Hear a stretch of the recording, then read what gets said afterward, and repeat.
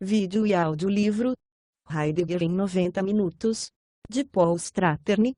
Martin Heidegger. 1889-1976. Foi talvez o filósofo mais controverso do século XX. Esse volume mostra que para ele, a questão fundamental, qual o significado da existência, estava além do alcance da lógica ou da razão, e requeria uma forma inteiramente nova de filosofia. Foi assim que esse pensador dedicou sua vida a desenvolver uma tradição filosófica existencial, diametralmente oposta à análise linguística. Introdução. Heidegger foi talvez o filósofo mais controverso do século XX. Durante a primeira metade desse século, o curso da filosofia divergiu como nunca antes. Passaram a haver, de fato, duas tradições filosóficas. Estas se provaram tão incompatíveis que nenhum diálogo era possível entre elas.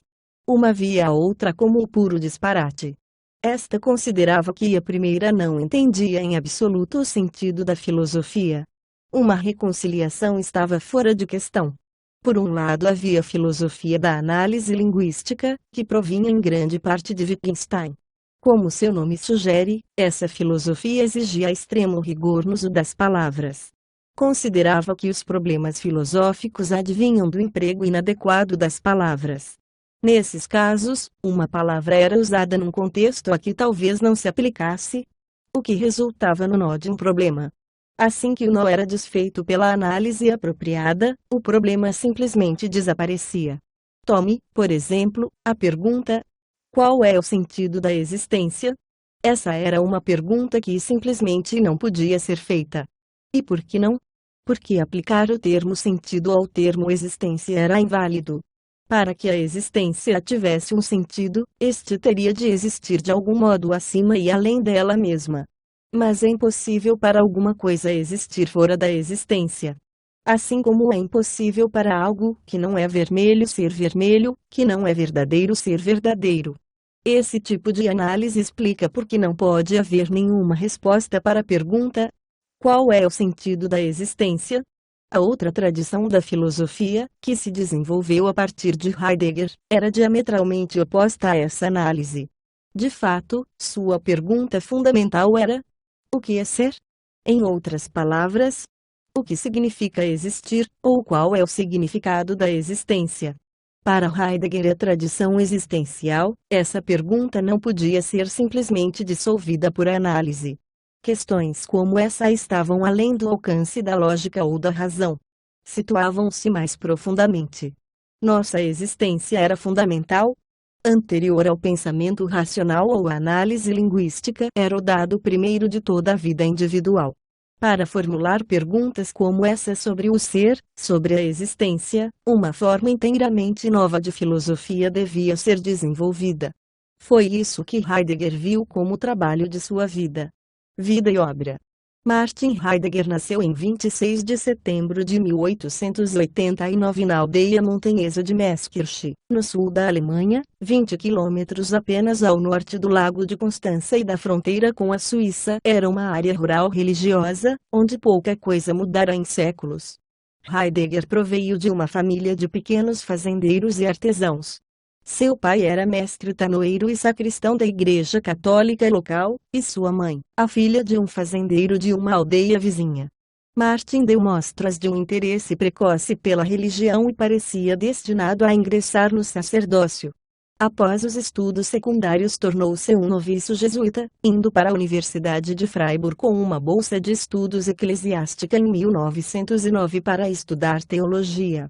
Logo ficou claro para ele, porém, que seu principal interesse era filosofia, curso para o qual se transferiu 2 anos depois. Foi uma decisão corajosa, pois significou a perda de sua bolsa eclesiástica. Mas já estava evidente para as autoridades universitárias que o rapaz tinha um talento excepcional. Ele recebia uma bolsa de estudos, que suplementava dando aulas particulares. Nos anos que Heidegger passou na universidade não há histórias de travessuras ou das enrascadas em que estudantes costumam se envolver. O jovem Martin estava intensamente preocupado com questões espiritual-filosóficas.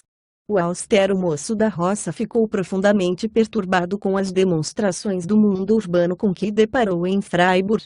Esta podia ser uma remota cidade provinciana, mas a Floresta Negra, que lhe era próxima, atraía um fluxo constante de turistas cosmopolitas. Os habitantes e os estudantes de Freiburg orgulhavam-se de acompanhar as últimas tendências intelectuais e sociais que empolgavam a Alemanha. Durante as décadas de 1890 e 1900 o país estava sofrendo uma assombrosa transformação em importante potência industrial. Em 1871, quando a unificação alemã culminara na fundação do Império Alemão, 70% de sua população viviam no campo. Em 1910 só restavam ali 40%. A antiga Alemanha rural tradicional em que Heidegger crescera havia permanecido em grande parte impassível desde os tempos medievais. Agora estava dando lugar a cidades modernas em que automóveis, eletrificação e indústria pesada dominavam. Todos os aspectos da cultura ocidental estavam sendo urbanizados. A filosofia também estava passando por uma crise análoga. Desde o início do século XIX, a Alemanha se orgulhava de ser o berço dos principais filósofos europeus, como Kant e Hegel. Eles haviam produzido sistemas metafísicos abrangentes que explicavam o mundo e tudo o que nele havia, inclusive a humanidade. Sob muitos aspectos, esses sistemas haviam começado a tomar o lugar de Deus. Foi Hegel, não Nietzsche, que pronunciou pela primeira vez Deus está morto. Esses sistemas eram uma maneira de ver como o mundo funcionava. Fundavam-se em metafísica, isto é, em crenças e pressupostos que se situavam além de nossa experiência do mundo físico. Metafísica significa literalmente além da física. Mas a tradição de sistemas metafísicos grandiosos e muitíssimo sérios como os concebidos por Kant, Hegel e até Schopenhauer chegara ao fim. Nietzsche explodira alegremente essa tradição inflada de filosofia sistemática com alfinetadas de inteligência satírica antes de sua escandalosa morte por insanidade sifilítica em 1900. Para Hegel, Deus está morto fora uma intuição, para Nietzsche, foi a base de toda a sua filosofia. Desde então, a preeminência da filosofia fora minada pela ciência e sua nova disciplina irmã, a psicologia. Há aqui uma analogia ilustrativa com o processo contemporâneo do solapamento da arte pela fotografia. Para muitos, a verdade científica havia começado a suplantar a verdade filosófica. Em 1905 Einstein apresentara sua teoria da relatividade especial. Nesta, o antigo problema filosófico do tempo era simplesmente reduzido à quarta dimensão do contínuo espaço-tempo. A filosofia convertera-se em matemática. Pior estava por vir com a teoria quântica, também delineada por Einstein em 1905, em que a luz podia ser vista tanto como uma partícula quanto como uma onda. Em outras palavras, a luz era simultaneamente matéria sólida e um movimento imaterial. A realidade científica desafiava a regra básica da lógica, a lei da contradição. Uma entidade é ou não é alguma coisa? Não pode ser os dois ao mesmo tempo, ou nenhum dos dois. Toda a noção de filosofia estava fundada na lógica. Muitos, inclusive o próprio Einstein, viam essa ilogicidade como mera anomalia temporária, que logo seria resolvida. Ela não passava de um truque matemático necessário para superar dados experimentais aparentemente conflitantes. Afinal, também a matemática dependia sem dúvida da lógica. No entanto, ainda que tenha sobrevivido a esse ataque furioso, a lógica enfrentou outra ameaça, desta vez vinda da psicologia. Segundo o psicologismo, como veio a ser chamado, a lógica não era baseada em leis universais e portanto não produzia verdades abstratas e irrefutáveis. Já em 1865 o filósofo inglês John Stuart Mill declarara que a lógica deve todos os seus fundamentos teóricos à psicologia. As verdades da psicologia surgiam inicialmente da autoobservação e de nossa experiência pessoal do mundo. Isso significava que os axiomas sobre os quais fundamos nossos pensamentos certamente não devem passar de generalizações a partir de nossa experiência. A lei da contradição não era uma verdade universal, era simplesmente o modo como os seres humanos pensavam. A lógica estava enraizada em nossa psicologia. Nesse caso, que era feito da filosofia, estaria condenado todo o nosso esforço para conhecer a verdade sobre nós mesmos e o mundo. Com seus 22 anos, Heidegger havia se voltado para a filosofia para ir além de tudo que lhe parecera inadequado na teologia. Desejara descobrir uma certeza em que ancorar sua resistência a todas as incertezas desnorteantes e crescentes do mundo urbano tecnológico moderno. Agora, porém, até a própria filosofia estava chegando a uma reconciliação com a ciência e a modernidade. Tendia a desviar-se da espiritualidade elevada que ele buscava, na direção de um positivismo realista, o qual procurava eliminar da filosofia todos os sistemas e vestígios da metafísica. Somente verdades como as da experiência, do experimento científico ou da matemática eram aceitáveis. Todas essas podiam ser demonstradas ou provadas. A principal filosofia moderna que procurou resistir a essa tendência foi a fenomenologia, que teve seu maior expoente no filósofo alemão Edmund Husserl. Em seus primeiros dias de estudante, Heidegger retirou o volume das investigações lógicas da biblioteca da universidade. A leitura dessa obra provou-se nada menos que uma revelação para ele. Manteve o livro em seu quarto pelos 2 anos seguintes. Evidentemente ninguém o procurou na biblioteca. Heidegger ficou tão impressionado que o leu muitas e muitas vezes.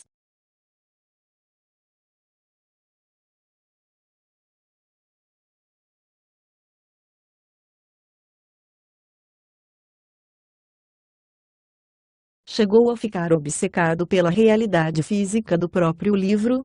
O fascínio que emanava da obra se estendia à aparência externa da estrutura das frases e da página de rosto. Heidegger formou-se em 1913, mas continuou em Freiburg, fazendo estudos de pós-graduação. Um ano depois a Europa foi mergulhada numa guerra mundial. Esse evento traumático foi de início recebido com um entusiasmo quase universal.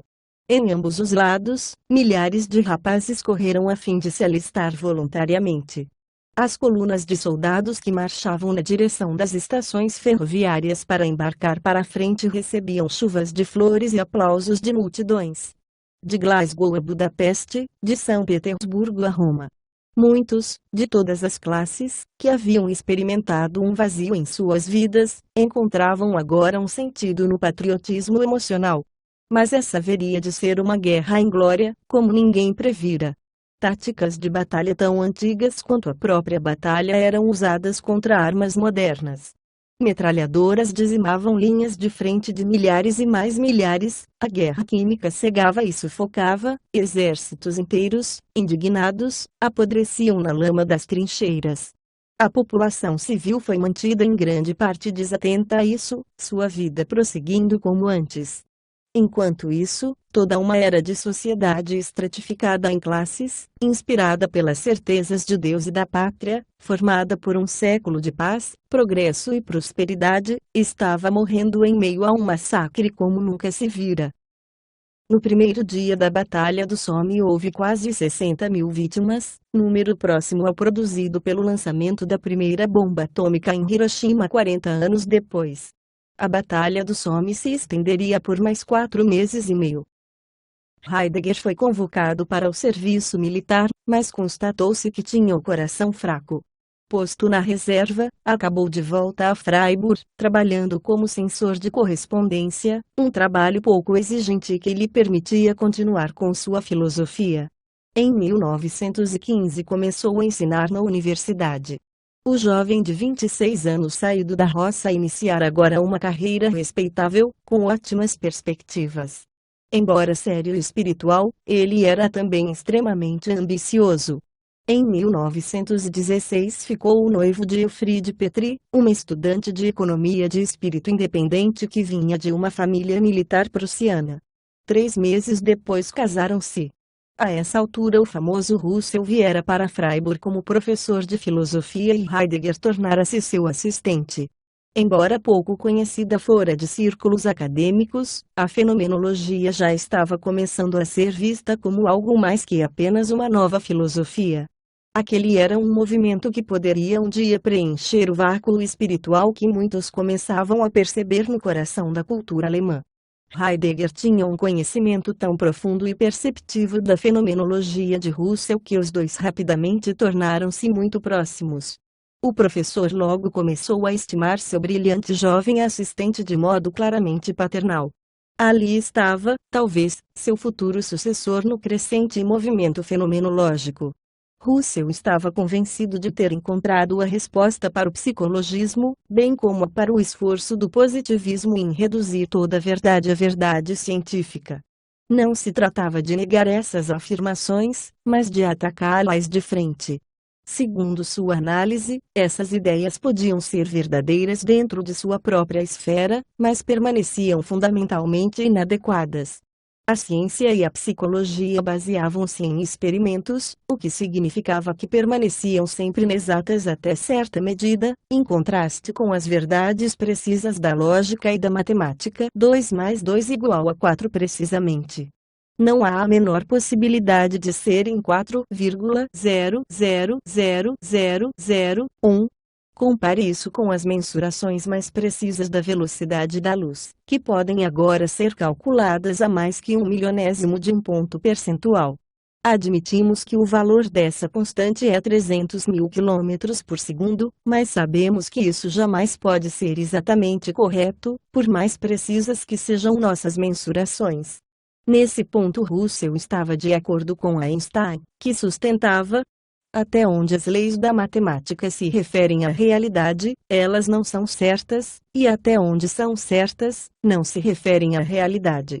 Para Russell, as leis da matemática eram ideais, existiam a priori, quer dizer, existiam antes de nossa experiência independentemente dela. Mesmo que não houvesse seres humanos para experimentá-lo, 2 mais 2 continuariam sendo 4. Subsistia uma diferença categórica entre essas leis ideais e as leis reais, aquelas que apreendemos na realidade. Sem dúvida, tomamos consciência dessas leis ideais pela primeira vez mediante experiência. Mas uma lei lógica ou matemática não é confirmada por nenhuma sensação que possamos ter ao experimentá-la. Nós a intuímos, e imediatamente nos damos conta de que é evidente. Quando vemos que 2 mais 2 igual a 4, de certo modo sabemos que isso é verdade. Se o psicologismo estivesse correto, isso significaria que 2 mais 2 igual a 4 não seria algo incontestável. Seria um mero fruto da intuição pessoal que uma pessoa tem do mundo. Outras poderiam intuí-lo de outra maneira, e não teríamos fundamentos para contestá-las. Russell usou o exemplo da geometria, que a seu ver era o conhecimento matemático mais absoluto e incontrovertível. Toda a geometria erguia-se sobre um fundamento que consistia de conceitos básicos como linha, distância, ponto e assim por diante. Segundo Russell, houve provavelmente, nos tempos pré-históricos, um dia real em que indivíduos particulares tiveram intuições desses conceitos. Em algum momento em sua vida, um determinado ser humano primitivo intuiu subitamente a ideia de ponto. Mais tarde, outro compreendeu o conceito de linha.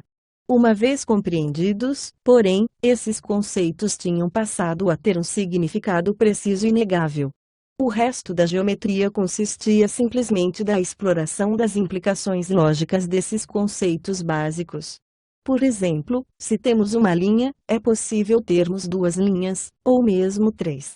Se essas 3 linhas são unidas de modo a encerrar um espaço, formarão uma figura com 3 ângulos, um triângulo. Isso é necessariamente verdadeiro, e não poderia ser de outra maneira. Sempre foi verdadeiro e sempre haveria de ser. A geometria não continha essas verdades, elas já estavam ali, simplesmente à espera de ser descobertas. O mesmo se passava com toda a matemática, toda a lógica, todo o conhecimento absoluto. De certa maneira eles existiam além da realidade, além das inexatidões e incertezas da vida cotidiana. Existiam num domínio próprio. Havia uma presença onde existia verdade absoluta. A única alternativa era uma ausência. Semelhante presença garantia toda a verdade absoluta por sua própria existência. A presença de Russell tem forte semelhança com um Deus invisível que tudo vê, cuja existência garante toda a verdade. De fato, no início de sua carreira, Russell declarara que seu objetivo era encontrar o caminho para Deus e para a vida verdadeira mediante o conhecimento filosófico rigoroso. Para encontrar esse caminho por meios filosóficos, porém, era necessário estudar aquele objeto cuja verdade nos era mais próxima, a saber, nós mesmos, a própria humanidade. Também aqui havia uma divisão semelhante entre as incertezas da realidade e a verdade absoluta. Na visão de Russell, o estudo essencial da humanidade, o verdadeiro objeto da filosofia, situava-se muito além do alcance da ciência ou da psicologia. Sua fenomenologia propôs uma filosofia do ser absoluto que procedia de uma consciência universalmente verdadeira. Era aqui que a filosofia se originava, além até da necessidade de quaisquer pressupostos fundamentais, como os requeridos pela lógica. Aqui estava a filosofia última, que existia espontaneamente. Mas como era possível chegar a essa consciência pura e universalmente verdadeira? Evidentemente não por métodos científicos ou mesmo lógicos. Ela só podia ser alcançada mediante o uso de uma abordagem fenomenológica que Russell chamou redução. Operar a redução envolvia concentrar-se na consciência e eliminar qualquer atenção a particularidades pondo-as entre parênteses. Dessa maneira ficar-se-ia com a pura consciência, com a estrutura essencial, universal da mente. Em primeiro lugar, punha-se a realidade entre parênteses. Como Russell mostrou, a realidade consiste em objetos reais, mas estes não são objetos na própria consciência. Existem fora dela, no mundo real, onde são mais bem estudados por meios científicos. Em segundo lugar, era necessário pôr entre parênteses os objetos e os atos da própria consciência. Como vimos, esses objetos não eram os da própria realidade, eram representações dessa realidade. Eles apareciam em nossa consciência por meio de atos de consciência, como memória e percepção. Entre os atos de consciência similares estavam o julgamento, a análise, a contemplação e assim por diante. Também estes podiam ser postos entre parênteses. Somos deixados assim com a própria consciência, consciência pura, o domínio unificador em que toda a nossa cognição tem lugar. Nesse ponto experimentamos a verdade imune à origem de nossa condição de dado primeiro, no sentido de que a cognição nos é dada. Desse modo somos conscientes de um ego transcendental que é universalmente verdadeiro e, portanto, parte de um ser absoluto. De início Heidegger aceitou a análise de Russell, mas logo começou a modificá-la com ideias próprias. Esse seria o começo de sua filosofia original, que, ainda assim, continuaria a ter grande dívida para com a abordagem fenomenológica de Russell. Em 1918 Heidegger foi convocado e enviado para uma unidade meteorológica na periferia de Sedan, na França Oriental ocupada pela Alemanha.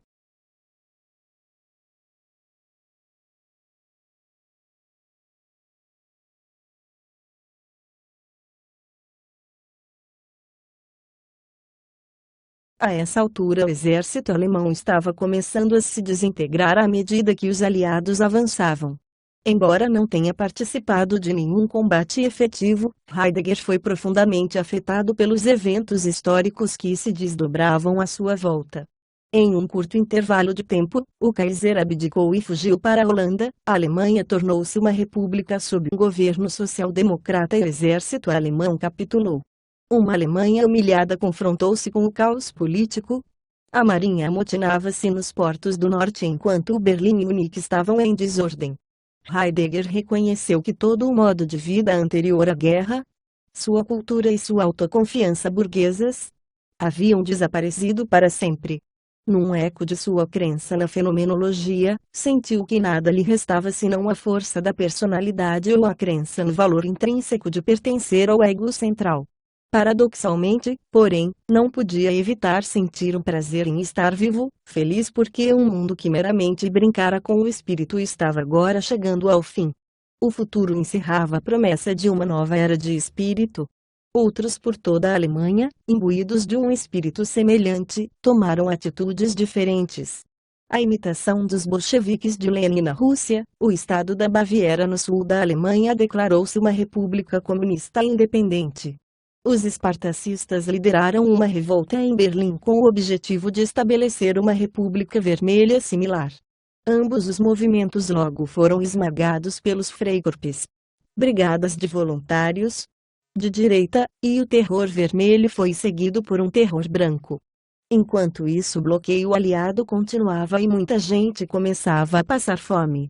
Em 1919, em meio ao desalento geral, Heidegger perdeu a fé em Deus. Embora tenha tido o cuidado de não informar a Russell, sua filosofia estava agora se apartando da fenomenologia tal como concebida por seu fundador. Heidegger já não era capaz de aceitar os aspectos transcendentais da filosofia de Russell. Começou a considerar o ego transcendental como nada menos que uma ilusão. O objeto apropriado da filosofia deveria ser o sujeito com suas experiências, não alguma coisa pensante e exangue que pensa o mundo apenas teoricamente. O ser absoluto deixou de ser a meta do esforço fenomenológico de Heidegger. No entanto, sua falta de fé não deveria ser entendida como uma simples visão ateística do mundo. Sua perspectiva continuava profundamente espiritual. Isso sempre fora parte de seu caráter e continuaria a sê-lo indelevelmente. De início, Heidegger superou essa anomalia encarando sua filosofia como a forma que a religião assume num tempo sem Deus. Em vez do ser absoluto, o foco de sua filosofia seria o estudo do próprio ser. O que é ser? Essa seria a questão central de sua filosofia. Outras questões semelhantes abrem as diferentes possibilidades inerentes a essa abordagem. O que é, o que descubro precisamente quando penso sobre minha própria existência? O que existir significa? As nuances de sentido são sutis e cambiantes. O que significa existir? O ser seria o substituto da consciência pura de Russell, mas era abordado da mesma maneira. O ser que Heidegger queria contemplar era vazio de atos e objetos como a consciência posta entre parênteses de Russell era o fundamento que se situava além da ciência, além da psicologia, além até da lógica, além de toda particularidade. Vários críticos viram no conceito de ser de Heidegger um retorno à ideia antiga da alma. De início, Heidegger desdenhou essa distorção proposital. O ser era ao mesmo tempo mais e menos que a alma. Fundava-se na existência. De maneira semelhante, não era individual. Como a consciência pura de Russell, situava-se além das particularidades individuais e por isso assumia uma face universal. A alma continuava além da existência, mas o ser era a existência. Apesar de todas as negativas de Heidegger, sua noção de ser assumiria por vezes muitos aspectos que haviam sido previamente atribuídos à alma. À medida que desenvolveu suas características mais espirituais, sua filosofia foi ganhando, cada vez mais, o aspecto de uma religião sem Deus. Heidegger voltou-se para a história da filosofia, onde pôde discernir uma história do ser. Mas essa não fora uma história de progresso. Ao contrário, fora, sem o saber, um relato de perda. Os mais antigos filósofos gregos, conhecidos como os pré-socráticos, haviam refletido profundamente sobre a questão do ser.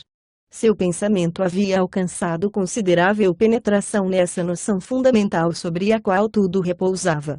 Mas o advento de Sócrates, Platão e Aristóteles havia sido um desastre para essa filosofia profunda e integrada.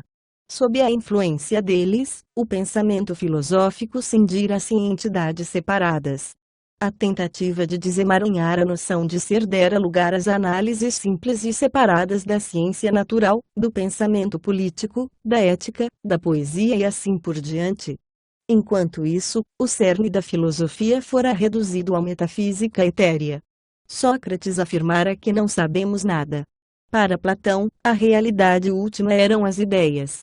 Aristóteles classificara a natureza em diferentes aspectos. Em consequência, a noção total de ser fora desprezada e, no correr dos séculos, nossa compreensão desse que é o mais fundamental dos conceitos ficara obscurecida. Ocorrera um gradual esquecimento do ser e, em virtude disso, nossa noção do eu passara a ser totalmente desvalorizada.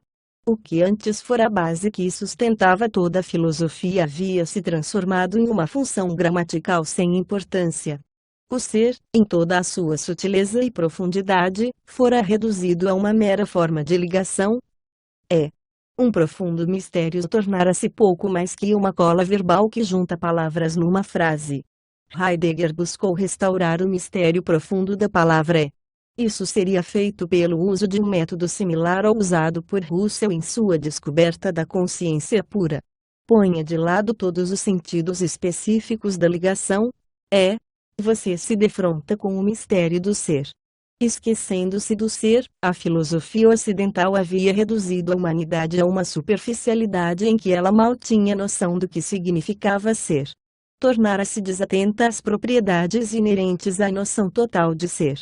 A humanidade moderna vivia uma vida destituída de qualquer consciência essencial do que sua existência significava. Sua existência, ou condição de ser, perdera toda a sua profundidade, já não tinha nenhuma ressonância. O próprio conhecimento da condição de ser da humanidade evaporara em meio a uma confusão de conhecimento científico e tecnológico. De fato, isso não era conhecimento algum. Não passava de know-how. Dessa maneira, a própria condição de ser do homem se perdera para ele. Ao longo dos séculos, a filosofia ocidental levara a humanidade a perder sua experiência primitiva de si mesma. Esse esquecimento do ser resultara finalmente no niilismo e no mundo dominado pela tecnologia. Em vez de pensar no ser, o pensamento fora reduzido à mera lógica, ciência, tecnologia e a metafísica exangue, esvaziada do ser, da filosofia pós-socrática. Isso culminara na era da ciência. Mas a ciência não pensa. O que está em jogo em tudo isso? É alguma coisa além do que é? Ser é algo diferente do que é? Ser é mais do que ser está sendo. O contemporâneo de Heidegger, Wittgenstein, teve uma intuição semelhante quando observou. Não é o modo como as coisas são no mundo que é místico, mas que ele exista. No entanto, tendo feito esta afirmação, Wittgenstein preferiu se calar sobre essas coisas. Em sua opinião, isso era algo sobre o que simplesmente não podíamos falar usando a linguagem tal como a conhecemos. Surpreendentemente, Heidegger concordou com essa abordagem. À sua própria maneira, era de fato impossível falar sobre essas coisas usando a linguagem em seu estado atual. O que se fazia necessário era uma forma inteiramente nova de linguagem, que nos permitisse apreender as nuances de difícil compreensão evocadas pelo conceito de ser. O que poderia ter parecido perigosamente próximo do absurdo na linguagem normal de todo dia seria agora expresso num jargão filosófico novo, inventado por Heidegger para esse fim. Ele levaria alguns anos para aprimorar as complexidades técnicas desse jargão, mas acabaria conseguindo torná-lo quase impenetrável ao não iniciado.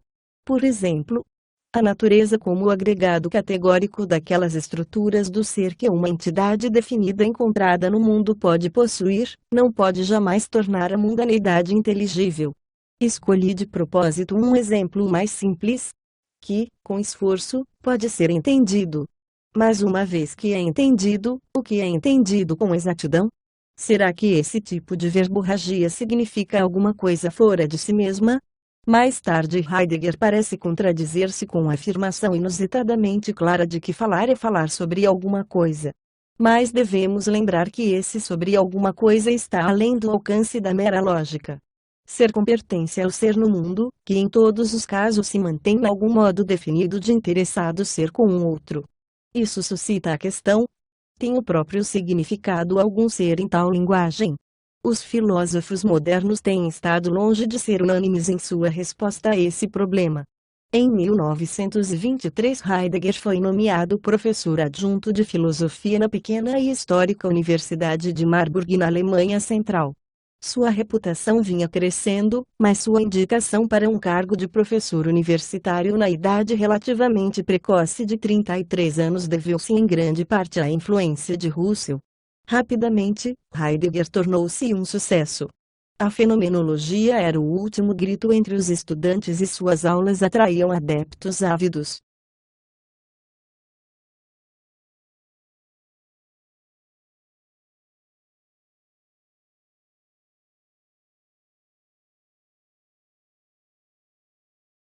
Heidegger dava suas aulas vestindo o traje típico do sul da Alemanha, um paletó de lã grossa e calções presos à altura dos joelhos. O propósito dessa excentricidade tolerável era enfatizar o caráter germânico e a autenticidade popular de sua abordagem. Ali estava um homem cujo ser se firmava nas tradições veneráveis da terra. Durante as férias ele costumava refugiar-se nas montanhas da Floresta Negra, morando num chalé alpino que construíra para si.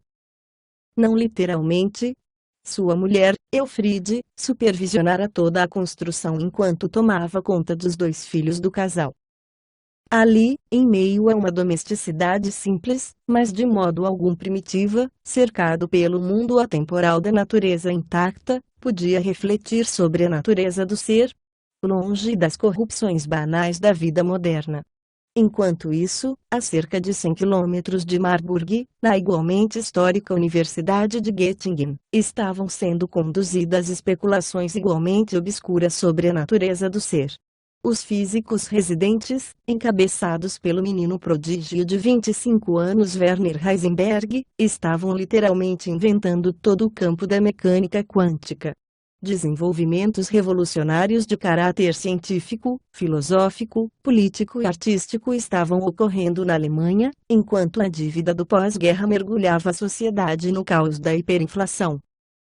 Em certa altura de junho de 1923, quando as padarias abriam de manhã, o pão custava 20.000 marcos, na hora do fechamento, na tarde do mesmo dia, o mesmo pão custava 5 milhões de marcos. Como não é de surpreender, não eram só os artistas, filósofos e cientistas que estavam chegando às suas próprias conclusões radicais sobre a natureza do ser. Em 1924 Heidegger notou uma atraente jovem judia assistindo às suas aulas. Em discussões subsequentes, logo ficou claro que, apesar de sua evidente imaturidade, ela era de longe a mais filosoficamente bem dotada de seus alunos. Tratava-se de Hannah Arendt, que vinha da cidade de Königsberg, no leste da Prússia. Em poucas semanas as intensas discussões filosóficas dos dois haviam começado a se transviar por águas emocionais igualmente obscuras e problemáticas. Hannah Arendt mal completara 18 anos e Heidegger tinha 35 quando eles se tornaram amantes.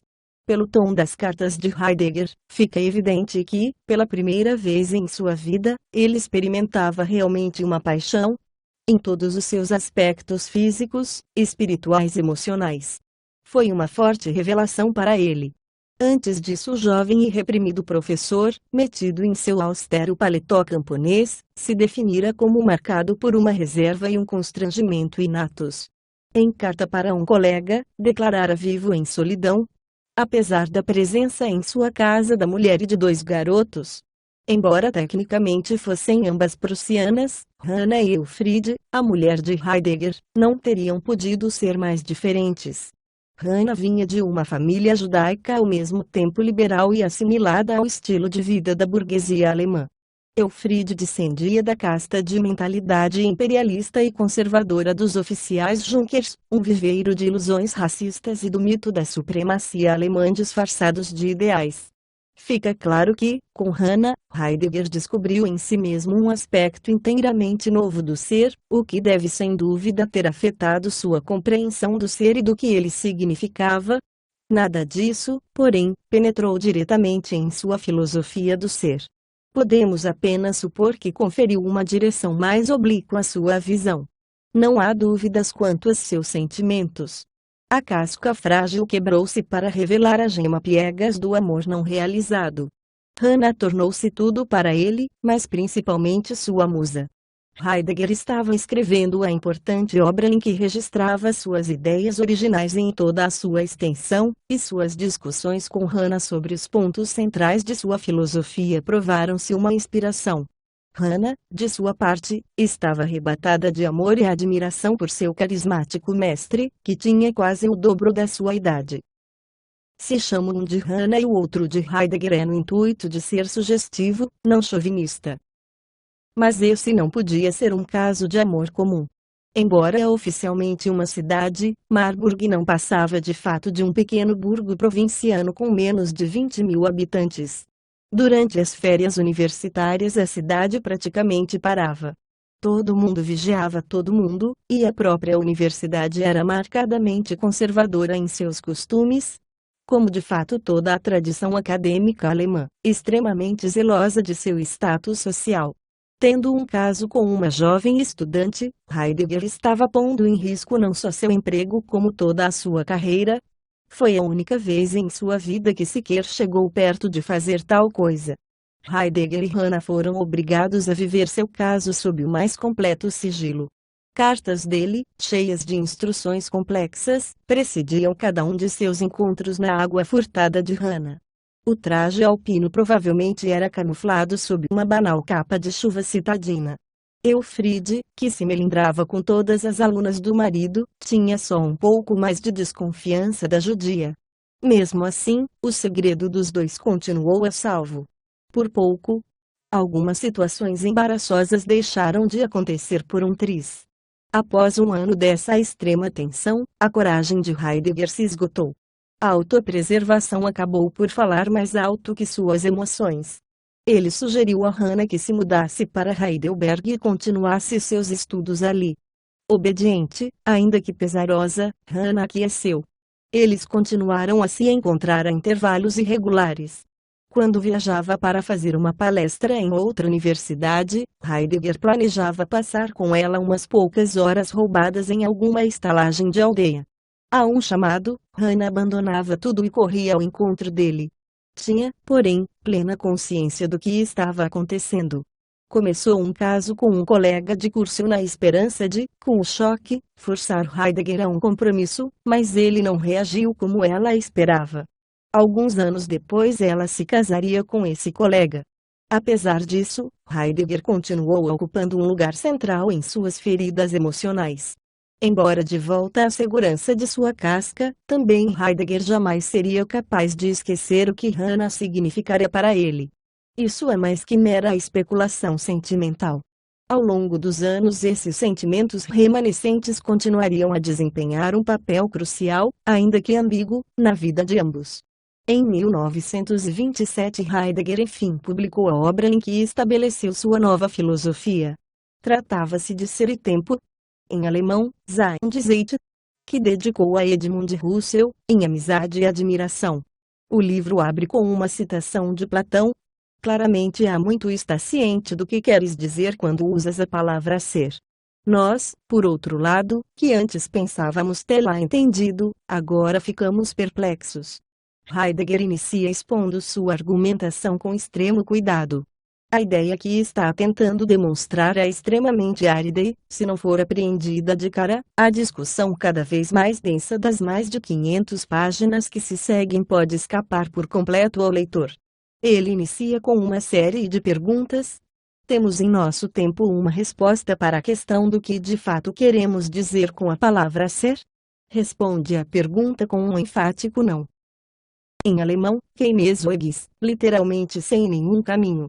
Esse ponto é importante, pois Heidegger atribui grande ênfase ao significado original das palavras. Sua intenção é nos mostrar um caminho para a compreensão do ser. Heidegger continua. É apropriado, portanto, que suscitemos mais uma vez a questão do sentido de ser. O final em destaque da frase é a noção central de todo o livro. Mesmo nesse estágio inicial, podemos nos pegar perguntando: de que diabo ele está falando? Será que tudo isso tem algum sentido? Heidegger estava, sem dúvida, consciente de que sua argumentação poderia provocar instantaneamente reações racionais desse tipo. Procura de imediato prevenir qualquer reação de rejeição que poderia encontrar, mostrando que não entendemos o X da questão. Continua. Estamos hoje em dia pelo menos perplexos por nossa incapacidade de compreender a palavra ser? Mais uma vez a resposta é um enfático keine Wege. Diferentemente de Heidegger, muitos de nós tendemos a não ver nada de enigmático nesse conceito. Apenas o aceitamos pelo que é, de uma maneira racional. Não tentamos compreendê-lo em nenhum sentido profundo. Não temos nenhuma dificuldade com ele. Uma coisa ou tem ser, isto é, existe, ou não tem. Um cavalo existe, um unicórnio não. Embora Heidegger não se estenda sobre isso, vale a pena assinalar que nossa abordagem simples e direta é capaz de considerável sutileza, que se estende muito além do racional e do lógico. Por exemplo, podemos acreditar que Deus existe, ou tem ser. Podemos acreditar na possibilidade de uma outra forma de inteligência existir e ter sua própria forma de ser em algum lugar do universo.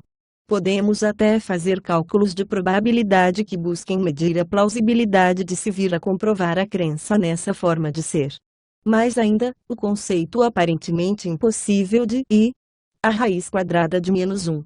Existe, isto é, tem ser matematicamente, ainda que não possa existir como um número. Mas Heidegger não se satisfaz com isso. Se não estamos perplexos ante nossa compreensão da palavra ser, deveríamos estar. Por que não estamos perplexos? Antes de mais nada devemos despertar de novo uma compreensão do sentido dessa questão. Ele declara abertamente o objetivo de seu tratado: elaborar a questão do sentido de ser.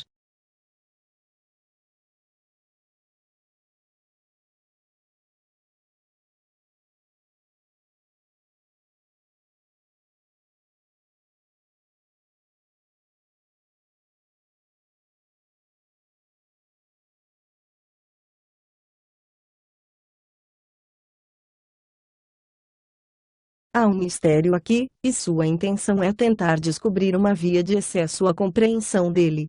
Central para a concepção de ser de Heidegger é a palavra Dasein. Trocando em miúdos, Heidegger tem em mente, com isso, a existência humana. Ou, como ele explica, Dasein é a entidade que em seu ser conhecemos como vida humana.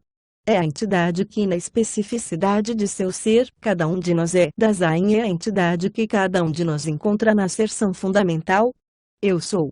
Tendo elucidado esse ponto, Heidegger enfatiza que o ser do Dasein é sua compreensão de seu próprio ser.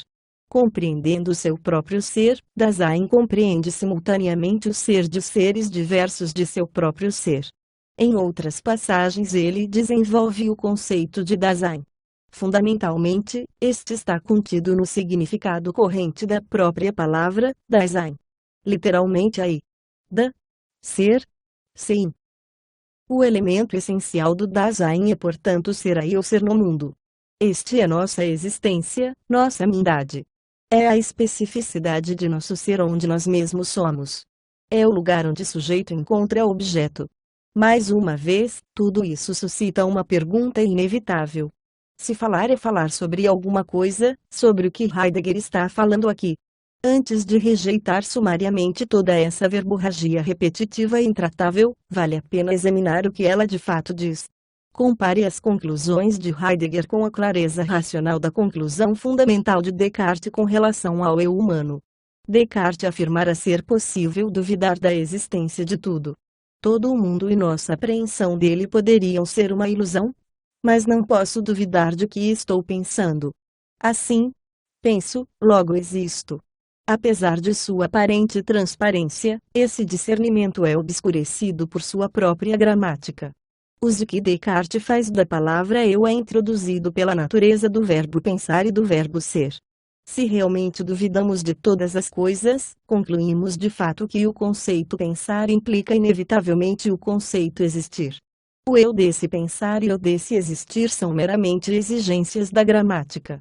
Por outro lado, o Dasein de Heidegger vai além do domínio da lógica, além da sintaxe, penetrando na zona dificilmente apreensível de nossa intuição básica. Aqui a conclusão de Heidegger com relação à apreensão fundamental de nossa existência é mais profunda e mais inegável que a de Descartes. Minha apreensão fundamental não é penso, logo existo, mas de meu próprio ser no mundo. Sem dúvida, esse conceito, de alguma forma, tem de ir além da linguagem que apanhou Descartes com sua rede. Se isso exige as obscuridades que Heidegger introduziu, no entanto, é uma outra questão. Heidegger sustentou que a questão do ser fora ignorada por tanto tempo precisamente por ser tão óbvia, tão próxima de nós, que literalmente não a enxergávamos. O Dasein estava próximo demais para ser apreendido na vida cotidiana e ao mesmo tempo se situava além dela. O Dasein encontrava-se atrás de nossa interrogação empírica do mundo, além do alcance da ciência. Concentrando-nos na questão do ser, era possível tornarmos-nos totalmente envolvidos no Dasein, mas nunca podíamos evitar a existência cotidiana. No momento mesmo da visão, e muitas vezes apenas por esse momento, a existência pode até ganhar o domínio sobre o cotidiano, mas jamais pode extingui-lo. Heidegger afirmou que o objetivo de sua filosofia era fazer todo o indivíduo abordar a questão do ser de modo mais intenso possível. Nossa compreensão do Dasein, no entanto, era inevitavelmente uma questão de interpretação individual. Isso envolvia a exumação do que jazia sob uma história inteira de incompreensão. A filosofia havia ignorado e interpretado mal a questão do ser. O ser não existia numa esfera mais elevada. Não era metafísico nesse sentido. Esse mal-entendido começara com Platão e continuara pela Idade Média. Persistira até Russell e seu conceito de ser absoluto, que surgia de uma pura consciência posta entre parênteses universalmente verdadeira e pura. Mas o Dasein é categoricamente diferente. Será e é ser no mundo, não em algum além metafísico. Isso se torna claro quando nos concentramos no Dasein. Contudo, o que precisamente fica claro aqui? O próprio Heidegger foi obrigado a se dar por vencido nesse ponto. Encontrando-se num período de crise, ele sentiu que não somos no momento capazes de chegar a uma resposta precisa, alguma verdade, sobre o Dasein. Mais tarde, expressaria isso num poema. Chegamos tarde demais para os deuses e cedo demais para o ser. O poema do ser, apenas iniciado, é o homem. Por enquanto, tudo o que podíamos fazer era avançar em direção ao Dasein. Para nós, no presente, a questão do ser não tinha resposta. A jornada é que era importante, não a chegada. Essa era a missão essencial do pensamento. Assim sendo, se no momento não havia respostas, que poderia o pensamento sobre a questão do ser nos proporcionar? Só nos eram possíveis contínuas reformulações das questões do ser. Podíamos nos concentrar no sentido do ser, ou na verdade do ser. Alternativamente, podíamos nos concentrar na região do ser, sua localização, onde ele existia, ou na própria existência do ser. Tudo isso podia produzir uma compreensão do ser. Heidegger caracterizou essa compreensão como desvelamento. Esse método fenomenológico era o deixar ser visto daquilo mesmo que se desvela. O que era desvelado não era imediatamente aparente, não se mostrava, era o fundamento de tudo o que de fato se mostrava no ser aí. Alguns podem achar que o que era desvelado não era a única coisa que não ficava imediatamente aparente. Para muitos que leram Heidegger não ficou instantaneamente claro de que diabo ele está falando. Felizmente o próprio Heidegger tinha consciência dessa dificuldade e da necessidade de tratar dela. Para esclarecer seu pensamento nesse ponto, usou uma metáfora rural simples. O método para compreender a questão do ser, disse, era como de abrir uma clareira numa floresta. Limpamos a mata cerrada e a vegetação rasteira de modo que a luz possa se irradiar no terreno da clareira. A palavra alemã Lichtung, que significa clareira, contém a palavra Licht, que significa luz. Espalhamos luz sobre o terreno limpo que está oculto sob o que é imediatamente aparente. Expomos seu substrato, que é assim desvelado. Mesmo para Heidegger, porém, há uma dificuldade aqui. Quando pomos à mostra o ser que estava velado, nós o desvelamos. Ele chama o que é desvelado aletheia. Essa é a antiga palavra grega para verdade, mas significa também não esquecimento ou desvelamento. No entanto, segundo Heidegger, esse mesmo desvelamento produz velamento, encobrimento. Como pode ser isso? Ao desvelar revelamos o ser de um modo, mas ao mesmo tempo velamos todas as suas outras possibilidades. Ao escolher uma revelação, bloqueamos as outras revelações possíveis. Isso explica como o ser pode ter uma história, que não é necessariamente de progresso. O que os gregos antigos revelaram do ser perdera-se agora para nós em nossa revelação tecnológica do ser. Nosso desvelamento resultará em ocultamento. Aqui, como em muitos lugares, Heidegger vai até o significado original das palavras. Ele se fia na acepção original delas para sustentar sua argumentação. Mas por que deveria o uso anterior, ou antigo, das palavras ser de algum modo superior ao moderno? Heidegger alegaria que esse uso tem precedência. É verdade? mas apenas no sentido mais estrito de ser precedente no tempo. Isso pode ser visto no uso e abuso da palavra aletheia. Na Grécia Antiga, a palavra era aletheia, não esquecimento ou desvelamento. O prefixo a significa não, como em anorexia, que quer literalmente dizer não apetite.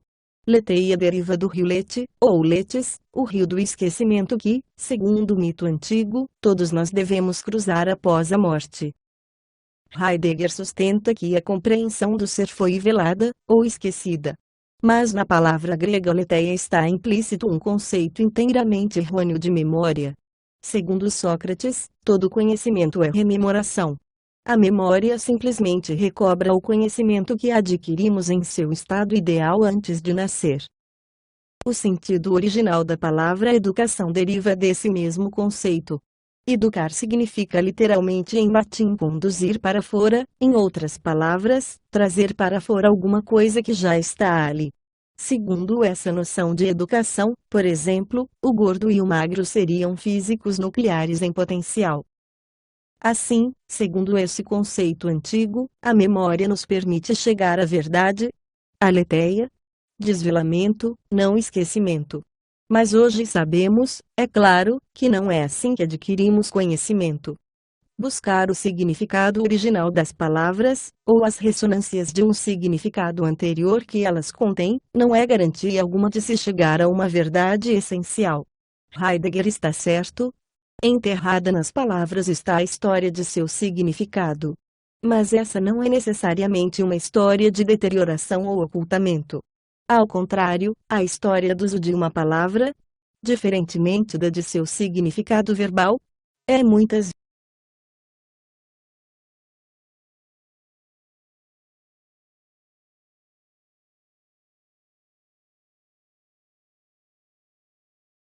vezes um registro de progresso rumo a uma imagem mais verdadeira do que realmente acontece. Os gregos ainda usam a palavra aletheia para verdade. Mas nem nós nem eles vemos a verdade como não esquecimento ou desvelamento. Por que não? Porque a verdade não tem nenhum vínculo necessário com a memória, não é originalmente descoberta dentro dela. Muitos dos conceitos de Heidegger padecem dessa abordagem defeituosa. Ao cooptar as palavras para seus próprios propósitos, como Dasein, tirando palavras antigas do contexto, como aletheia, combinando palavras, como ser no mundo, e assim por diante, Heidegger conseguiu criar uma linguagem própria e inimitável.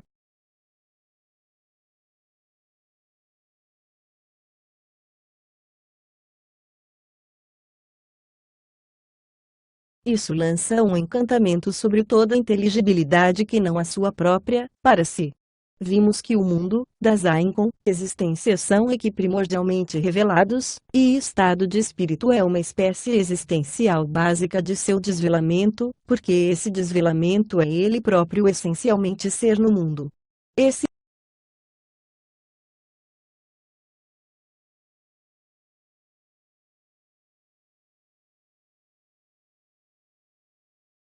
é apenas um pequeno exemplo em que o ser da inteligibilidade em si paira no limiar de sua própria exclusividade. Como o próprio Heidegger o expressou com propriedade, o nada nadifica. Mas, ficamos nos perguntando, será que isso vai realmente ao fundo do nada? Ou será talvez nada em absoluto?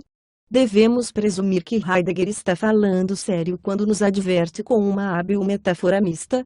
Quando o irracionalismo, na contraofensiva ao racionalismo, fala sobre as coisas a que este é cego, só o faz de esguelha. Para Shakespeare a jogada de cena é a coisa, para Heidegger, o próprio jogo consegue falar de esguelha. Como ele sensatamente nos adverte, devemos evitar o hermetismo incontido das palavras. Aviso a que acrescenta imediatamente. Apesar disso, aquilo que a filosofia busca em última análise é preservar a força das palavras mais elementares em que o Dasein se expressa, e impedir que o entendimento comum as reduza àquela ininteligibilidade que funciona por sua vez como uma fonte de pseudoproblemas. Na realidade, mesmo para nós do entendimento comum, palavras que têm força em detrimento de sentido são isentas de pseudoproblemas. Elas têm, isto sim, problemas reais se for o caso de entendê-las de algum modo. O objetivo declarado de Heidegger era determinar a essência do homem exclusivamente em termos de sua relação com o ser. Essa exclusividade voltada para dentro nos faz lembrar que Narciso também provém dessa era do ser integrado que terminou com Sócrates. Ademais, ela foge a uma questão vital. E se a essência do homem residir em algum lugar fora do domínio desse ser desnaturado? E se ela residir em parte, ou inteiramente, no domínio da psicologia, ou da existência social, ou da religião, ou da existência política, ou da investigação filosófica racional? Ou numa fusão de vários destes? E se não houver algo como existência fora desses aspectos particulares dela? De fato, é possível conceber de algum modo a existência desprovida de tais atributos? Para nos entendermos com Heidegger, precisamos deixar essas elucubrações de lado. Como podemos chegar a essa essência do homem ou pelo menos avançar em direção a ela? Segundo Heidegger, só o poderíamos fazer eliminando o acidental e o trivial e concentrando-nos no cerne do ser humano. Somente pela presciência da morte toda possibilidade acidental e provisória é banida. Ao apreender a finitude de nossa existência, libertamo-nos da multiplicidade de possibilidade superficial que a vida nos apresenta. Evitando coisas como o conforto e a vida fácil, e não ignorando a questão da morte, podemos trazer o Dasein para a simplicidade de seu destino. Na angústia, ou na culpa desassossegante, ou na perspectiva cruel da morte, o ser do Dasein nos é revelado. Esses extremos são necessários por causa da profunda queda ou decadência, Verfall, que ocorreu no pensamento ocidental. Verfall, literalmente decair. O homem decaiu de seu ser. Isso foi ocasionado por um desenvolvimento técnico exagerado e unilateral que ignora nosso ser mais profundo. Aqui parece necessário fechar os olhos para o fato de que esse desenvolvimento elevou a maioria de nós acima de uma vida asquerosa, brutal e curta, proporcionando-nos o ócio e as condições em que passamos a poder pensar nossa existência. Seja como for, o resultado é que temos agora um modo de ser extremamente inautêntico. Essa inautenticidade foi inevitável à existência humana e a caracterizou mais ou menos desde que Sócrates, Platão e Aristóteles arruinaram tudo. Segundo Heidegger, a maldição da inautenticidade advém da simples não concentração da própria vida na questão do ser. Ela ocorre no comportamento individual, como resultado da nossa dedicação a atividades triviais como neurocirurgia, ou da devoção à assistência generosa numa colônia de leprosos, ou do nosso empenho por nos tornarmos grandes mestres do xadrez. E ocorre também no comportamento de toda uma época, como o período helênico, o Renascimento e o Iluminismo. Em 1928 Russell aposentou-se da cadeira de filosofia em Freiburg. Sob sua calorosa recomendação, o cargo foi dado a Heidegger. Agora, aos 39 anos, ele era catedrático. Sua aula inaugural intitulou-se O que é Metafísica. Nela, estendeu-se sobre sua filosofia existencial. Mais uma vez o jovem e carismático professor, em seu traje tosco de camponês montesino, desancou a sociedade industrializada moderna. Esse apelo à volta ao básico encontrou pronta audiência na Alemanha de 1928. O país começava a recuperar-se da ruína dos anos de inflação, mas muitos sólidos cidadãos de classe média haviam perdido todas as suas economias, e com elas seu status. Persistia uma corrente subterrânea de profunda insatisfação com o destino da Alemanha no século XX. A poderosa e confiante nação que o Kaiser conduzira para a Primeira Guerra Mundial fora reduzida em 10 anos a uma sociedade ansiosa, avara, governada por políticos brigões. Em sua preleção, Heidegger descreveu como a Verfall do homem o levava agora a submergir em seu ambiente. Ele estava se tornando uma coisa. Sua individualidade estava sendo perdida, a tal ponto que estava se tornando, num sentido muito real, um não ser, um ninguém. O homem estava se convertendo em Tasman. Literalmente, aquilo, um objeto estranho. Em vez de se concentrar em seu próprio ser, o homem se ignorava e se voltava para fora. Essa orientação para outrem significava que agora via a si mesmo em termos de seus concidadãos. Em vez de se definir a si mesmo em seu ser, comparava-se com sua sociedade. Os efeitos de Das Mania eram perfeitamente reconhecíveis na sociedade moderna. O comportamento de massa dava origem a vidas de massa. Uma vida superficial produzia um ser superficial. Conversas cheias de tagarelice vazia não geravam nenhuma intimidade genuína, e em consequência as relações pessoais eram reduzidas à inautenticidade. Em vez de conhecimento genuíno, o que atraía Das Mania era a mera curiosidade. Buscava o novo e não o verdadeiro. Essas distrações, a procura contínua de algo diferente, novas modas, tudo isso induzia uma indiferença em relação à questão do ser. As pessoas, nessa manifestação de massa, buscavam uma satisfação banal, desprovida de verdadeira alegria. Conhecer a alegria é a porta para o eterno. Embora aquele fosse um tempo sem Deus, a posição de Heidegger permaneceu inegavelmente religiosa. Como o crítico Nais observou, a procura do ser é meramente uma busca disfarçada de um tipo de crença em Deus.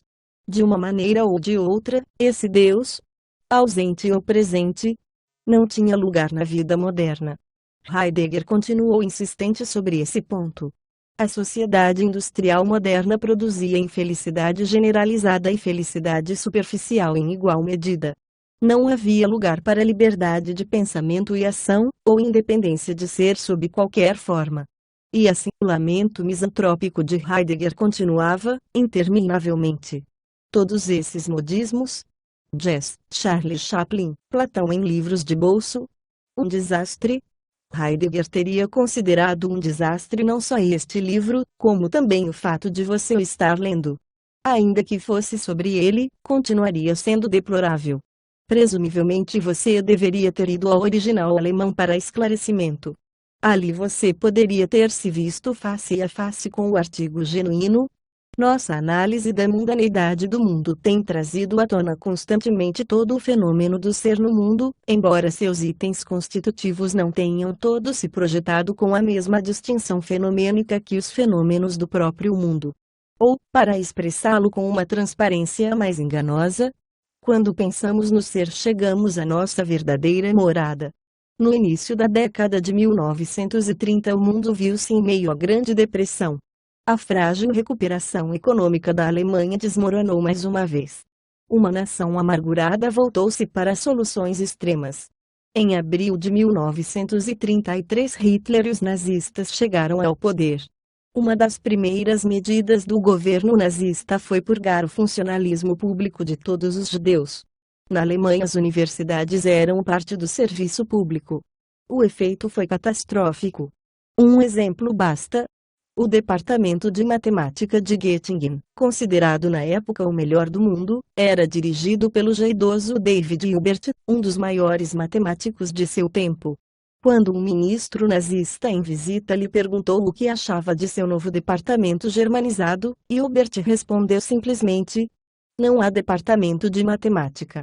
Quando nem a academia era poupada, outras esferas da sociedade podiam esperar coisa muito pior. Os suicidas e aqueles judeus que tinham conseguido fugir do país, deixando tudo o que possuíam, viriam a ser considerados os afortunados. Em maio de 1933 Heidegger aceitou sua designação para a reitoria da Universidade de Freiburg, cargo que só poderia assumir ingressando no partido nazista. Mas esse foi apenas mais um caso em que a ambição desmedida o conduziu para águas perigosas. Ele logo tratou de deixar claro seu ponto de vista, em seu estilo inimitável. A vontade essencial à universidade alemã é a vontade de ciência como determinação para a missão histórica do povo alemão que conhece a si mesmo em seu estado.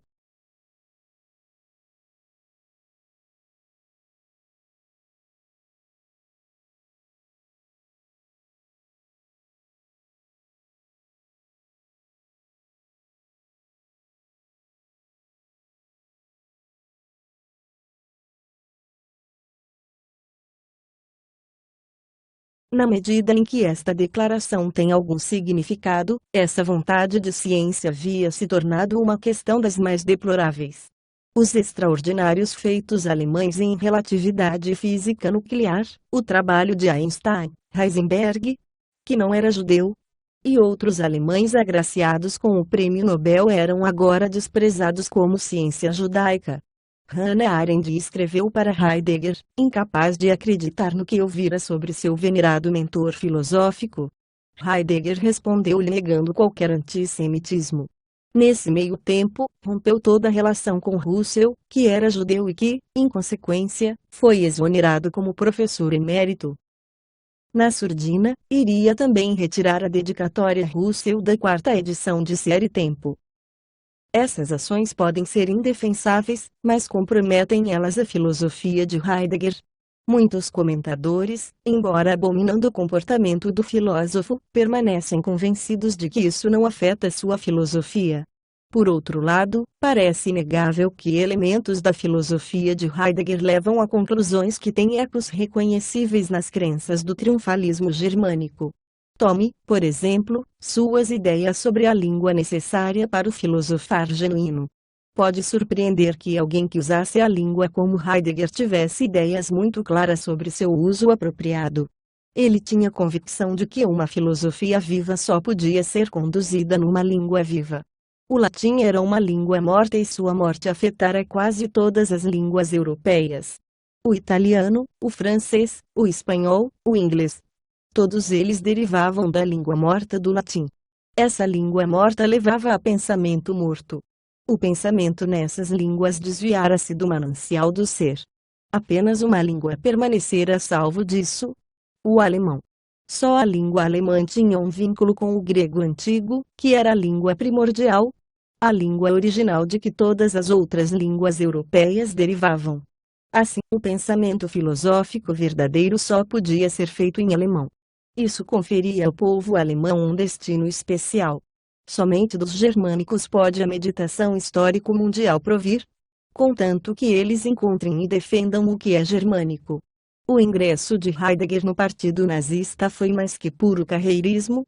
Vi no movimento que ganhara o poder, o nazismo, a possibilidade de uma rememoração e renovação interna do povo e um caminho que lhe iria permitir descobrir sua vocação histórica no mundo ocidental. Não há dúvida de que seu pensamento filosófico o levara a isso. Sua rejeição do moderno em favor do elemento popular da cultura germânica harmonizava-se com ideias nazistas similares, ainda que mais insidiosas, sobre o puro Volk, povo alemão. Por outro lado, de que modo ele conciliava sua repulsa à cultura de massa com o comportamento nos comícios nazistas de Nuremberg é uma questão que simplesmente desafia qualquer explicação plausível. Havia, ao que parece, dois tipos de cultura de massa: cultura germânica verdadeira e cultura americana moderna degradada. Vivendo em sua torre de marfim, ou em seu aconchegante chalé alpino, Heidegger parece ter tido pouca consciência das plenas consequências do que estava fazendo, bem como ter alimentado muitas ilusões. Tanto o filósofo quanto sua filosofia parecem ter favorecido colocar entre parênteses de certos aspectos da realidade. Esse é o aspecto perigoso e quimérico de sua filosofia, que o levou a apoiar o ressurgimento germânico. Sua filosofia como tal não inclui ideias nazistas. Mas indícios dessa atitude iludida aparecem nas relações de Heidegger com Hannah Arendt. Na mesma carta que escreveu para ela defendendo-se contra a acusação de antissemitismo, ele pareceu também tentar uma justificação do seu antissemitismo. O que quer que andassem dizendo que ele fizera, escreveu, isso não afetava suas relações pessoais com os judeus, como ela própria e com Russell. Seu comportamento com Russell foi uma farsa dramática. Ao mesmo tempo que foi obrigado a demiti-lo, tratou de assegurar que Elfriede, sua mulher, enviasse flores e um bilhete confortante ao velho amigo. Mas até Heidegger logo achou difícil sustentar tamanha mistificação.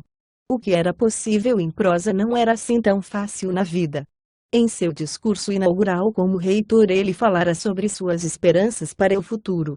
Nas palavras de seu biógrafo Safransky, ele desejava um retorno do mundo grego à vida social da Revolução como a restauração do poder original do despertar da filosofia grega.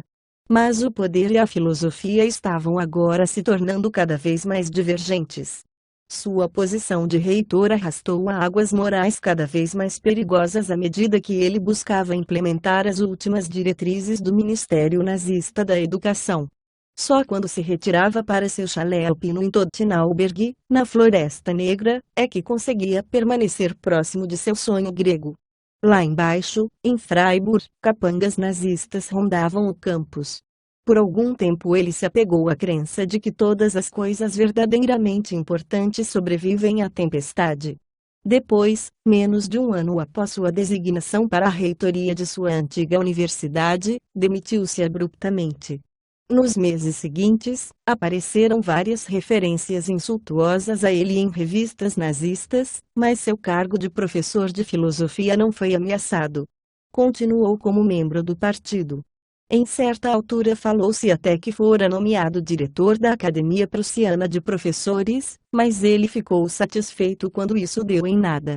O cargo o teria obrigado a se mudar para Berlim.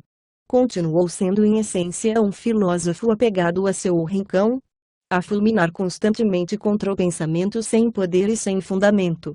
Mais uma vez, segundo Safransky, a fé de Heidegger em Hitler e na necessidade de revolução estava intacta.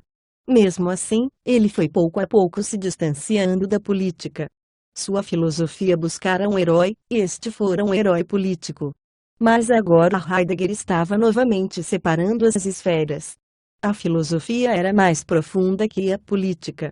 O ser era o espírito que movia os eventos, mas não tinha de se deixar absorver neles.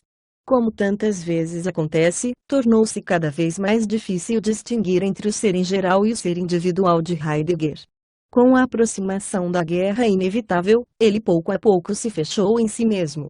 Quando as trevas da guerra baixaram, a filosofia como uma estrutura de cultura tornou-se quase supérflua, sobrevivendo apenas como um ser interpelado pelo próprio ser.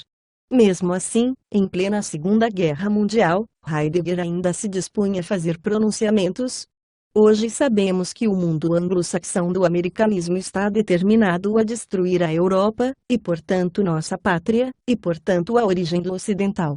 Tudo tinha de ser visto em termos de destino. O engrandecimento justificava tudo.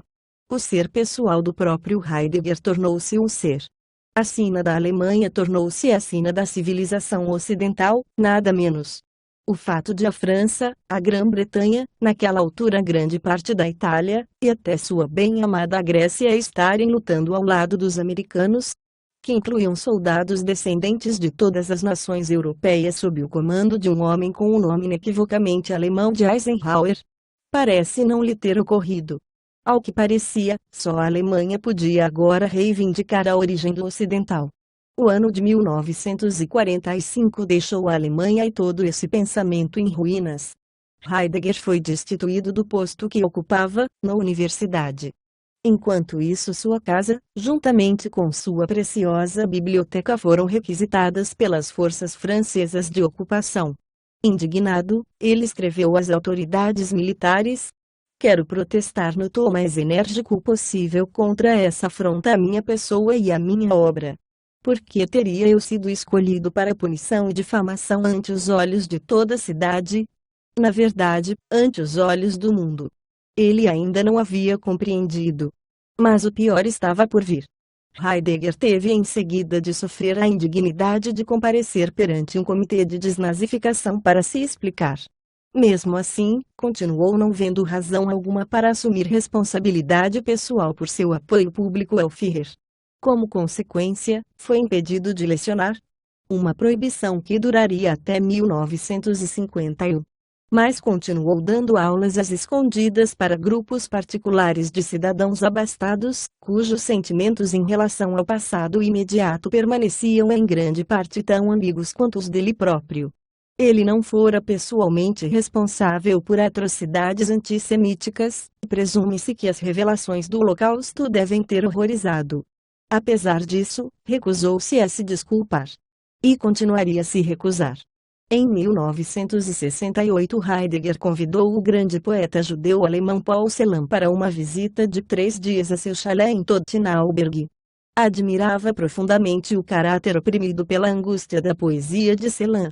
Lê-la erra a aproximar-se da questão do ser.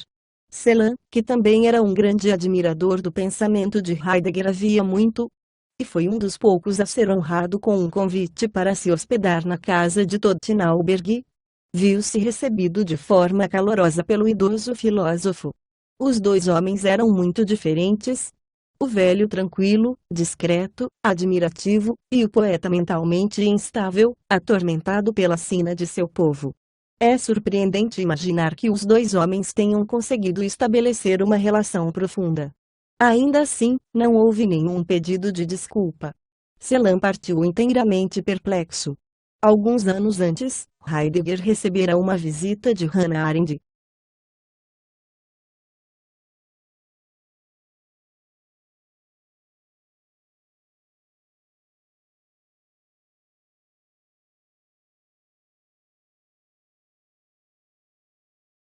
A essa altura ela gozava de crescente reputação nos Estados Unidos como filósofa política, embora seu pensamento permanecesse sobremaneira influenciado por Heidegger. Antes do primeiro encontro que tiveram após a guerra, ela estava reticente em relação a ele, naturalmente desconfiada da atitude e posição que adotara durante a era nazista. Face a face, contudo, tudo pareceu diferente. Algo da antiga intimidade intelectual que os unia reacendeu-se. Hannah era feliz em seu casamento e Heidegger contara a Elfriede sobre o caso que tiveram no passado. Elfriede, que continuava obstinadamente antissemita, aceitou de má vontade a presença de Hannah durante os encontros subsequentes que teve com seu marido em suas visitas à Europa. Hannah Arendt fez tudo o que pôde para promover a obra de Heidegger nos Estados Unidos, tendo conseguido tornar as ideias dele compreendidas e apreciadas entre um público mais amplo. A reputação de Heidegger emergiu gradualmente de detrás da nuvem que a toldava e sua influência começou a se espalhar. Fazia anos que ele já era apreciado na Europa, mais notavelmente pelo filósofo existencialista francês Jean-Paul Sartre. Mas agora, com a publicação da tradução inglesa de Ser e Tempo em 1962, foi-lhe assegurado renome mundial. Um ano depois, Hannah pronunciou-se acerca do julgamento do criminoso de guerra nazista Adolf Eichmann em Jerusalém. Em seu relato, cunhou a expressão "a banalidade do mal" para qualificar Eichmann, cuja mesquinhez burocrática fora responsável por tão indizível horror. Embora se recusasse a admiti-lo, já conhecera um homem cujo comportamento se enquadrava nessa categoria. Arendt continuou sendo uma profunda admiradora de Heidegger, chegando por vezes a se iludir com relação a ele. Heidegger, de sua parte, nunca aceitou plenamente a fama crescente da ex-aluna. Hannah Arendt morreu em 1975. Um ano depois, no dia 26 de maio, Heidegger morreu, aos 86 anos. Foi enterrado, como desejara, em Meßkirch, na Floresta Negra, onde nascera. Safransky encerra sua notável biografia de Heidegger de maneira impactante, citando palavras que o próprio filósofo usara em outro contexto. Mais uma vez, uma maneira de fazer filosofia mergulha na escuridão. Citações-chave. Heidegger cita especificamente vários exemplos do pensamento pré-socrático que buscava emular e ressuscitar. Mas de tudo deverias te instruir, do âmago inabalável da revelação toda inteira, e também das opiniões dos mortais que carecem da capacidade de acreditar no que é revelado. Parmênides. Na passagem seguinte, Heidegger fala do ocultamento do ser que aleteia, desvelamento, penetra para descobrir a verdade do ser. O ocultamento pode ser uma recusa ou um mero disfarce. Nunca saberemos ao certo se é um ou outro. O ocultamento oculta e disfarça a si mesmo. Isso significa que o espaço aberto no meio do ser, a clareira, nunca é um estágio preciso com uma cortina permanentemente erguida onde a peça do ser se desdobra. Ao contrário, a clareira só toma lugar nesse duplo ocultamento. A revelação dos seres. Esse nunca é um estado simplesmente existente, é antes um acontecimento. A revelação, verdade, não é um atributo nem das matérias no sentido de seres, nem das proposições. A origem da obra de arte. A filosofia permanece latente em toda a existência humana e não precisa ser primeiro acrescentada a ela de algum outro lugar. Os fundamentos metafísicos da lógica. A filosofia só deslancha por uma inserção peculiar de nossa própria existência nas possibilidades fundamentais do Dasein como um todo. Para essa inserção, três coisas são de importância decisiva. Primeiro, devemos dar espaço para os seres como um todo. Segundo, devemos nos lançar no nada, em outras palavras, devemos nos libertar daqueles ídolos que todos têm ante os quais todos se curvam. E finalmente, devemos deixar a amplitude de nossa incerteza tomar seu pleno curso, de modo que retorne à questão básica da metafísica que o próprio nada exige. Por que há ser de alguma maneira, e por que não nada? O que é metafísica? A grandeza da descoberta da fenomenologia reside não em resultados obtidos por meios factuais, que podem ser avaliados e analisados e hoje certamente evocaram uma verdadeira transformação na indagação e no trabalho, mas sim nisto. Ela é a descoberta da própria possibilidade de pesquisar em filosofia. Mas uma possibilidade só é devidamente compreendida em seu sentido mais apropriado quando continua a ser tomada como uma possibilidade e preservada como tal. No entanto, preservá-la como uma possibilidade não significa estabelecer um estado casual de pesquisa e indagação como real em última instância e permitir que ele se solidifique, ao contrário, significa abrir a tendência para as próprias matérias.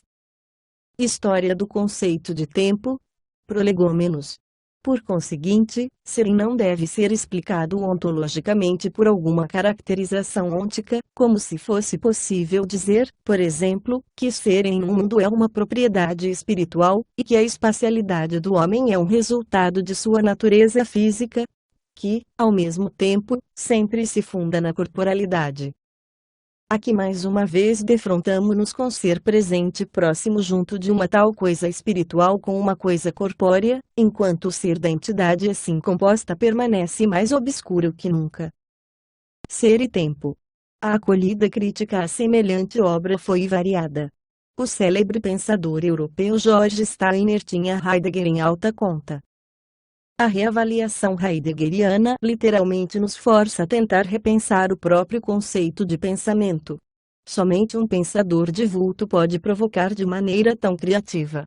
Nesse contexto, vale a pena observar que Steiner não apenas é judeu como tem pleno conhecimento do comportamento vergonhoso de Heidegger durante a era nazista. Ele disse também: não há na história do pensamento ocidental outra obra como Ser e Tempo. Embora muitos concordem com isso, nem todos veem essa avaliação como elogiosa. Outros pensadores renomados foram mais bruscos em suas opiniões críticas. O que se segue é apenas um exemplo entre muitos, e está longe de ser o mais descomedido. O mestre das banalidades complicadas. O modus philosophandi de Heidegger é completamente neurótico e provém ao fim e ao cabo de sua esquisitice. Suas almas gêmeas, próximas ou distantes, residem em asilos de lunáticos, algumas como pacientes, algumas como psiquiatras em furor filosófico. A despeito de toda a sua análise crítica, a filosofia ainda não conseguiu extirpar seus psicopatas. Para que temos diagnóstico psiquiátrico? C. G. Jung.